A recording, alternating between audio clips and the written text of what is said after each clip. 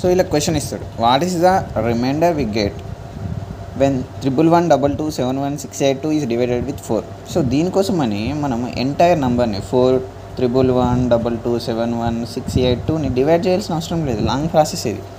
Just సింపుల్గా మనకు divisibility rule for 4 తెలుసు కాబట్టి దెన్ లాస్ట్ 2 డిజిట్స్ అనేది వాటితో మాత్రం మనం రిమైండర్ని ఫైండ్ అవుట్ చేయొచ్చు ఈజీగా.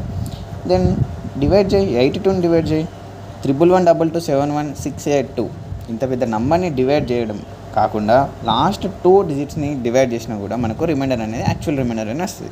నేను 82ని డివైడ్ చేస్తున్నా 4 తోటి, 4 2 జా 8, 2 ఉంది, సో 0 జా 0, మళ్ళీ 2 రిమైండర్. సో రిమైండర్ ఎంత 2.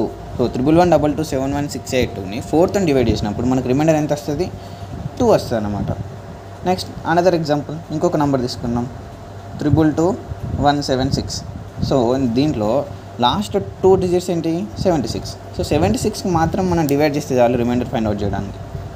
76 చూద్దాం, 1 జా 4 36 అంటే 9 జా 36.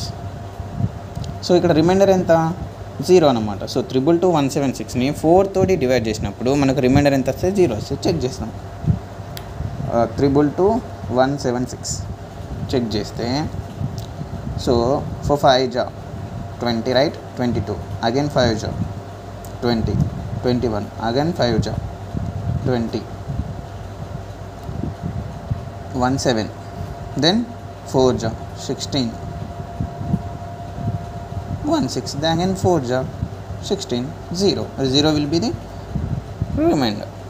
సో ఇలా ఎంటైర్ నెంబర్ని డివైడ్ చేసి రిమైండర్ కనుక్కోవడం కంటే లాస్ట్ 2 డిజిట్స్ని మాత్రమే 4తో డివైడ్ చేసి రిమైండర్ కనుక్కోవడం ఈజీ అన్నమాట.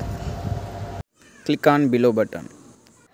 Do like and subscribe for more videos.